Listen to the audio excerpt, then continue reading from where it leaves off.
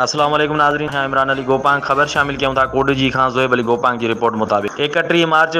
2022 बुरूज़ ख़मीस CIP chairperson Sukkur region baby Buledi Chandio जे सोरा चौक कोट बंगलो हाउस ते सेमिनार कोठायो वियो, जंहिंमें 50 खां वधीक ख़वाजा सिरनि शिरकत कई ऐं उन खां अलावा सखर रीजन जो कन्वीनर नज़ीर हुजण समेत माज़ूर अफ़राद ऐं औरतुनि बि शिरकत कई। जॾहिं त ख़वाजा सिरनि में बेबी बुलेदी चांडियो, ख़वाजा सिरा मदिया, माज़ूर अफ़रादनि में अंसर सिंधु, औरतुनि में लतीफ़ा सोलंगी, निशात सोलंगी ऐं ॿियनि भरपूर शिरकत कई। सेमिनार खां पोइ बेबी बुलेदी हाउस खां प्रेस क्लब कोटजीअ ताईं शानदार रैली कढी वई, जंहिंमें प्रेस कॉन्फ्रेंस कंदे CIP chairperson Sukkur region baby Buledi Chandio कुझु अहम नुक़्तनि ते ॻाल्हाईंदे चयो त ख़वाजा सिरनि जे NIC कार्ड ठाहिराइण में नादरा जे तरफ़ां का बि सहूलियत न पई ॾिनी वञे, जीअं आम माण्हुनि खे मिले पई रहंदो असांखे चकर काटराया पिया वञनि ऐं गवर्नमेंट सिंध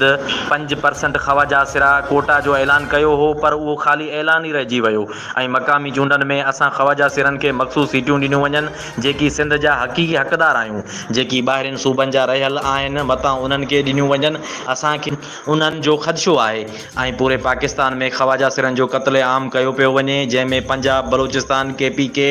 फाटा, गिलगित बल्किस्तान समेत सॼी सिंध में उन्हनि लाइ को कानून साज़ी कई वञे त जीअं ख़वाजा सिरनि जो क़त्ले आम रुकिजी सघे। हुननि अपील कंदे PP chairman Bilawal Bhutto, CM Sindh Murad Ali Shah, Manzoor Hussain Wassan, Nawab Khan Wassan, Nasir Shah Sahab, Nisar Khuhro Sahab, Saeed Ghani Sahab, doctor Nafisa Shah, Munawar Wassan Sahab ऐं आला अमलदारनि खां त नोटिस वठी अमल करायो वञे।